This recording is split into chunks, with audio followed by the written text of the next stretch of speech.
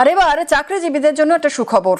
এবার মেয়াদ শেষের আগে ইপিএফ এ 100% টাকা তোলার সুবিধা, আর ন্যূনতম ব্যালেন্স বাদ দিয়ে বাকি 100% টাকাই তোলা যাবে। আরো একবার আপনাদের জানাই, মেয়াদ শেষের আগে ইপিএফ এ 100% টাকা তোলার সুবিধা, ন্যূনতম ব্যালেন্স বাদ দিয়ে বাকি 100% টাকাই তোলা যাবে।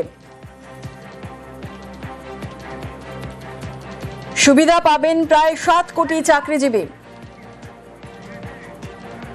কথা বলবো, আমাদের সঙ্গে রয়েছেন আমাদের প্রতিনিধি মৈত্রী, আরো বিস্তারিত বলবে। মৈত্রী, মেয়াদ শেষের আগে ইপিএফ এ 100% টাকা তোলার সুবিধা, তাহলে তো চাকরিজীবীদের জন্য একটা বিশাল ভালো খবর।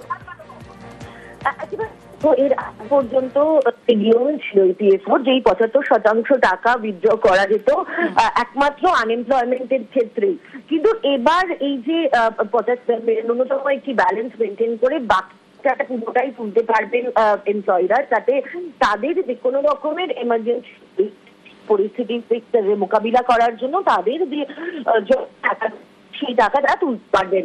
এক্ষেত্রে দাঁড়িয়ে বেশ কিছু আরো সিদ্ধান্ত নেওয়া হয়েছে ইপিএফ মিটিংয়ে। তার মধ্যে অনেক সিম্পলিফাই করে দেওয়া হয়েছে এই ইপিএফ এর টাকা উইথড্র করার প্রসেসটা। মূলত 3টে খাতে টাকা উইথড্র করা যাবে। আপৎকালীন প্রয়োজনীয়তা, যার মধ্যে শারীরিক অসুস্থতা, শিক্ষার প্রয়োজনীয়তা বা বিয়ে, এই ধরনের বিষয় রয়েছে। এছাড়া বাড়ির প্রয়োজনীয়তা, অর্থাৎ নতুন বাড়ি কেনা, বাড়ির কনস্ট্রাকশন, এবং আরেকটি রয়েছে স্পেশাল সিচুয়েশন।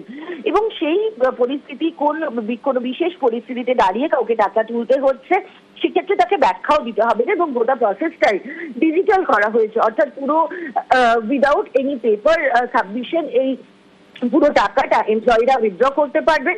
এবং শুধু যে তাদের অংশের টাকা তাই নয়, তাদের এবং তাদের এমপ্লয়ের শেয়ারের মধ্যে যে টাকাটা রয়েছে তার 100% এবার তারা উইথড্র করতে পারবেন।